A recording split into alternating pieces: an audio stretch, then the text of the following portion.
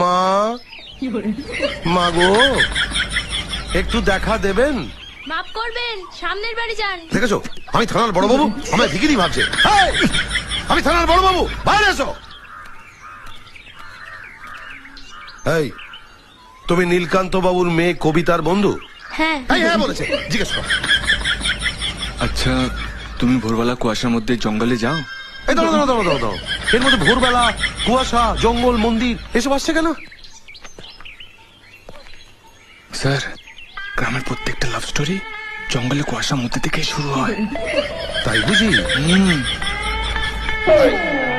তুমি প্রতিদিন ভোরবেলা জঙ্গলে ইয়েতে যাও, মন্দিরে যাও?